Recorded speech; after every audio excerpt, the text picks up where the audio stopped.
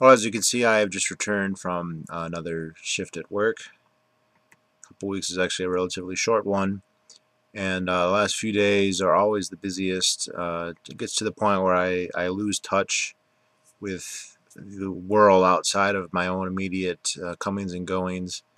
This is kind of weird, actually. It's amazing how connected we are with everything. That um, a moderate suspension in internet access makes us feel disconnected. I mean, I had internet on my phone, but I was only able to check maybe my email and not peruse the news, peruse YouTube, really go over Facebook. If I had, I would have known about this shooting earlier. As it happened, I didn't even hear about it until about a day after it happened. And even now, I haven't, I don't know any details. I don't think anyone knows any details about it. Um, it's one of those things where the demand for information far exceeds the supply at this point, and it likely ever is. And when the perpetrators kill themselves, the final solution answers that we want um, never materialize, and also the media hype dies down. So, how many people are talking about the Batman shooter now? Not very many. He's alive. He's in the legal process right now, but it's not front page news. Now, there's not a whole lot to be said about this that hasn't already been said, but I was watching Katie Oteka's video about banning all guns, and just as I was watching it, this whole scenario about Obama crying, which again I didn't know anything about.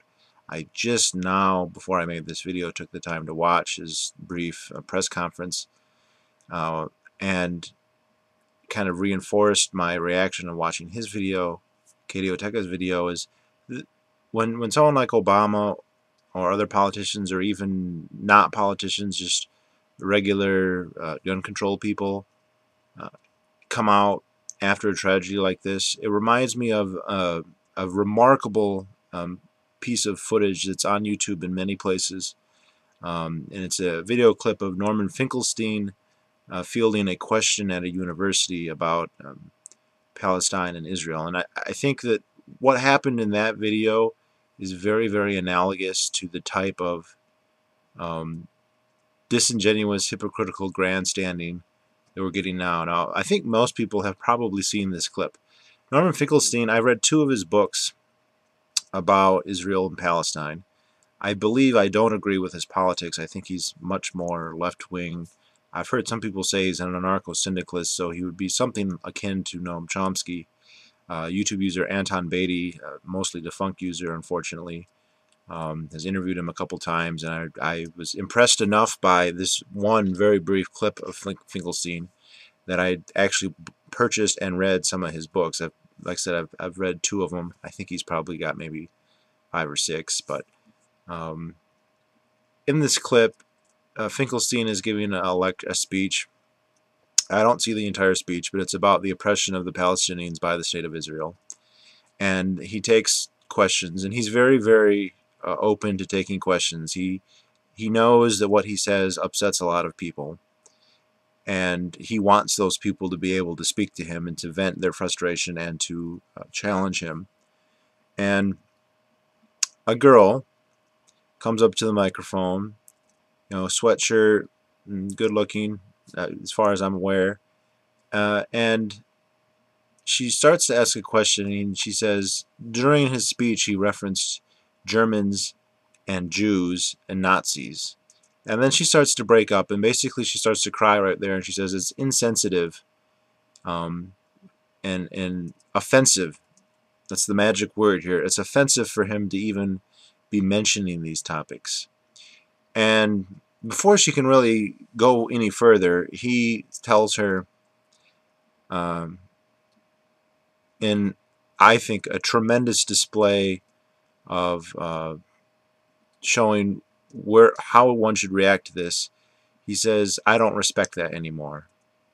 I don't respect someone who's going to come out and cry when they don't have an argument, and when they're trying to justify something that is itself an actual tragedy.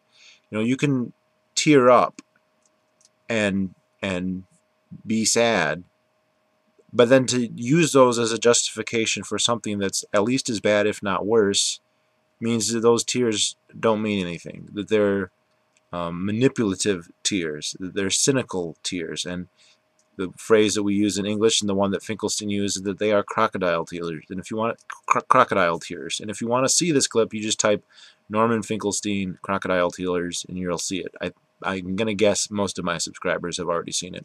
I like the clip so much I actually saved it on my computer, and actually I think the night before the shooting I was actually just kind of watching it as I brushed my teeth.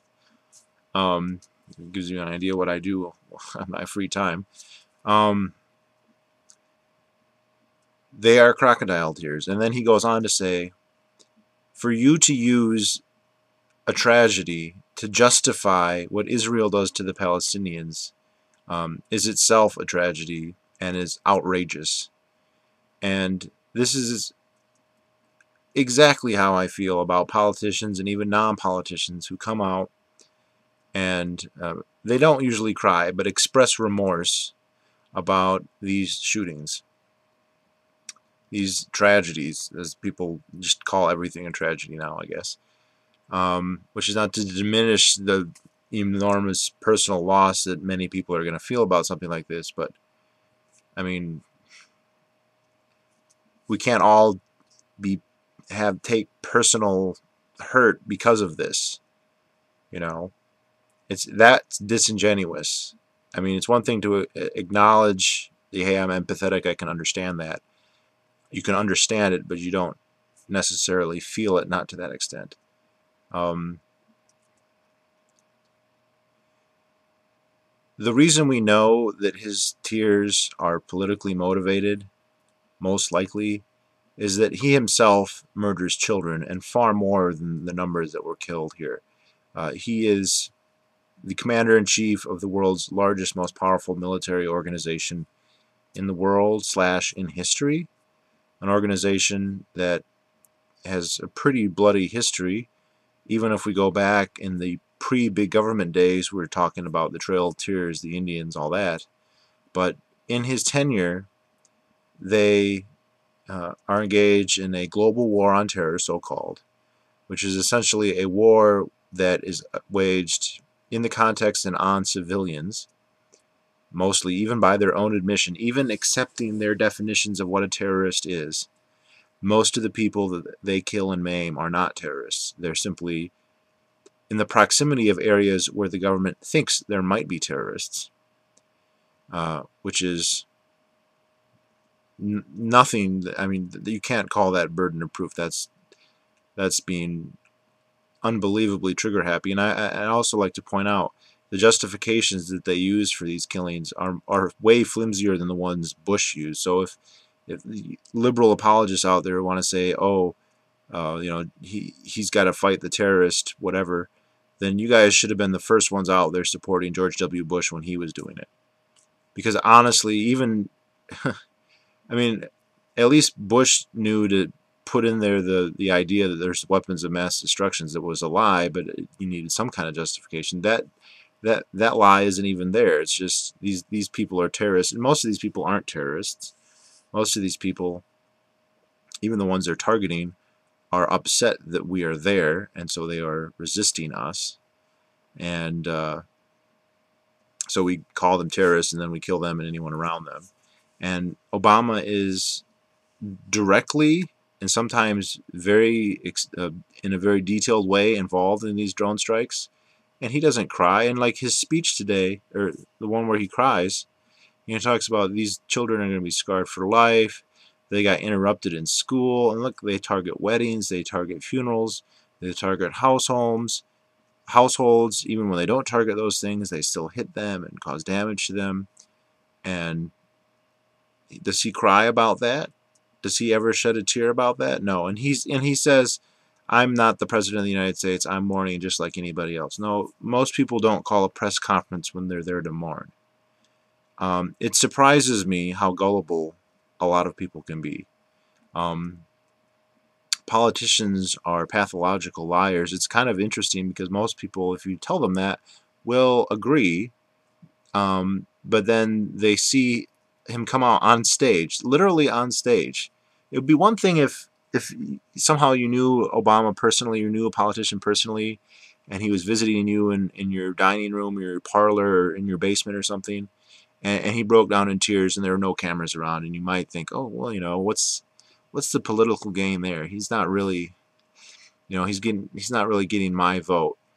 But even there, I mean, it's always a show. Uh, you don't know that they're not just trying to win you over or win a supporter over. Even if your vote's only worth something, one vote, if they convince you that they're a genuine person, then what are you going to tell your friends? That, hey, they're a genuine person, that they really care. This is what George Bush did with his when he would profess his faith to people. I think then they would go around and say, hey, he's a serious Bible thumping Christian because he told me he was, and he wasn't on camera. So, and even in that context, it's not something that you can really believe. But when he steps out on stage, that he is in the spotlight, he is an actor, he has a message, and to take that at its face value, to me, is just ridiculous. There's no reason to trust this guy.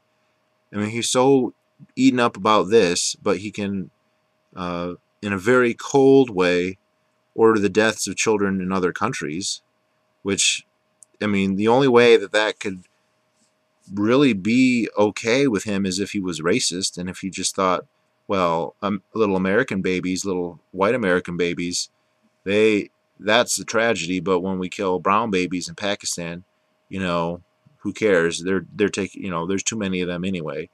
And I don't think anyone can accuse Obama of being racist. And so I think what the truth is that he is sadistic, and he's a manipulator, and that's how you become a politician. That's how you become a successful politician. The earnest, principled politicians who don't put on a show, they don't get very far. And we all know the one who seems to be the most principled and the most earnest, and he has a big following, but he has no political clout, and he's never going to get tapped to be in head office. And here this guy was, and there's no the powers that be that decided to support Obama, at the very least within the Democratic National, the DNC, didn't do so with, I mean, this guy's so empathetic that he's gonna follow his heart and not our interests. No, they never would have done that. So I'm tired of these crocodile tears. I'm tired of this. Oh, we're so sad. And then like the gun control legislation that they always end up introducing has nothing directly to do with whatever tragedy was the pretext. So someone will come and kill a whole bunch of people with a handgun in this case, or a rifle, and then the stuff that they introduce will be an assault weapons ban, even though there's no assault weapon necessarily. The most common guns used in crime by far are cheap handguns. I think if you look at the top 5 particular firearms, 4 of them are cheap handguns, and one is I think number 5 is the Mossberg 500 shotgun. They never introduced legislation to limit that stuff. Well, Saturday Night Specials they do sometimes, because poor people shouldn't be allowed to have guns, obviously. But they'll come out with legislation to ban, barrel shrouds, pistol grips, flash suppressors, stuff that's not directly related, and it's much more indicative of an incrementalist approach of banning firearms by type, starting with those that I see are the most military-esque, I guess would be the best way to put it. I mean, that's the only reason to put stuff in there, like for bayonet mounts. And so even though the more common hunting rifles and shotguns and handguns are the most common guns used in crime, and assault weapons are hardly ever used in crime, those are the first ones to get banned. Even though, I mean, that doesn't make, even if I agreed with the concept of gun control, that wouldn't make sense. So in his speech he did call for action, That doesn't necessarily mean gun control, although what else could it mean? I mean, if we were going to be honest about this, there's probably questions here about, you know, morality, how you raise kids, and whether they're on medication or not. I've heard allegations that he had medical conditions. I don't know. It is pretty common that these guys, especially in the school shootings, have been heavily medicated, but, you know, I'm not an expert on that, so I'm not going to say that that's what caused it. I don't know what caused it. Now this kind of goes back to the Costas thing. You know, he read an article where it was kind of alleged that gun violence is just getting worse and worse, which of course is false. The number of gun deaths is declining. The number of gun homicides is declining, not dramatically but slowly, and of course the number of guns in society is exploding. So the idea, the implicit assumption in all gun control that somehow gun availability is a causal factor in stuff like this is extremely dubious. I guess it's not provably falsifiable. Well, like I said, social systems are enormously complex, and so we can always say, oh, look at this variable, we're missing something. You know, maybe more guns do cause more crime, but there's some other variable that's suppressing it, so we're not seeing it. You know, like, we can second guess forever, but I mean, just I think it was a Supreme Court case or a district court case that just said it's just the evidence is not conclusive. I feel more strongly about it than that, but for him to come out and do this is, to me, it's clearly an act, and it's something that is intended at the very least to you know, he's not necessarily doing it just for gun control. You know, he could just be doing it to further his political aims, whatever they may be. He might just say, hey, let them see me being empathetic, and then I'll get a boost in the polls. And it was Hell's Unicorn who said, you know, whenever a whole bunch of children get killed, all of a sudden the president becomes a good guy, even though he has nothing to do with it. He has no control over whether this happens or doesn't happen. He's as involved in this as you or I are, which is to say not. You know, did I suddenly become a good guy because this happened? No, I didn't. I was at an oil rig in the middle of Utah. I didn't even know it happened until later. And the only difference between me and Obama is he found out about it probably relatively quickly. That doesn't make him a good or bad guy in and of itself. He's bad for other reasons, but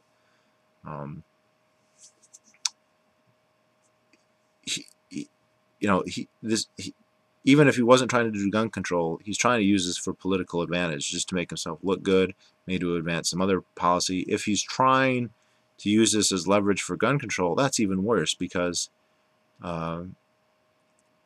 it's a huge infringement of our liberties. It's extremely tyrannical, not to use too much hyperbole. And the other thing is it will cause more death, and this is kind of, you know, the liberal case against guns is the most unscientific correlation causation fallacy that I can think of in the social debate about anything. And a part of that is they basically have a bit of the broken window fallacy when it comes to guns. So liberals look at guns and all they see is homicide and death. That's what, you know, that's what guns mean, and they don't see the good things guns do, which they'll acknowledge that people use them to hunt and to do recreational things, and obviously there's nothing wrong with that, and there isn't anything wrong with that, and you shouldn't deprive people's liberty to own those things because of homicide, just like we shouldn't deprive people the right to own cars because people get in accidents with them and kill people. You know, just because some people are irresponsible or evil doesn't mean that you or I or somebody else should be denied the right to own a particular piece of property, including a gun. But then what they don't acknowledge, or rarely so, or they completely ignore, is the role that guns play in self-defense, which is an undeniable role that they play. You know, the people and people say, yeah, you still have crazy people, but they won't be able to, it would be harder for them to kill this many people. You know, if that guy hadn't had any guns, which, again, there's no way for the state to categorically prevent that possibility. But yeah, it would be true. If he didn't have a gun, it would be harder. But then the flip side of that is, if you want to defend yourself, it's also harder. And unless you bear both of those in mind, you are using an incomplete picture of reality to come to a conclusion, which means your conclusion is not going to be optimal. It's going to be wrong. And so it's like the broken window fallacy. You ignore the fact that by the baker having to fix his window, he can now no longer invest what he was previously, even assuming that criminals are somehow inhibited from getting guns, which of course is a laughable, just a ridiculous, in terms of utilitarian ability to accomplish that. There's no way the government's ever going to do that. Even if they totally say all guns are illegal, there's just no way they can do it. It's ignoring the fact that guns make it easier for us to defend ourselves, and that there's a deterrent effect in that that's obvious, that's explicit. When they do surveys of felons, they say that, and of course the felon doesn't get out of jail earlier for admitting that he's worried about getting offed by his next victim. And it is difficult to quantify this, but people have attempted to do so, and the numbers are basically that even the most minimal estimates is that the number of times guns are used in self-defense dwarfs the number of gun homicides, probably at least by a factor of 10, although this is debatable. It might be as much as a factor of 100. And when I say used, and this is the thing liberals say, you don't want to use guns because they just escalate. In almost all cases of defensive gun use, the gun is not fired, it's simply brandished. If someone feels that they're going to get aggressed against in some way, if they have a gun available to them, they will show it to the potential aggressor. And more than 99 times out of 100, the potential aggressor will desist immediately. Nothing that they were trying to do would be worth the risk of dying in a gunfight with you, even if they're also armed. It just does not make sense. From their very high time preference, which is what actually characterizes the time preference. There's two groups in society that have really high time preference: gay people and criminals. I mean, you might have the occasional guy who's hopped up on something, or explicitly wants to kill you for some reason. Maybe in a domestic dispute, a spurned husband or wife might really want to kill someone who betrayed them in some way, and they might be willing to fight for. But you're talking about a tiny, tiny minority of the crime there. The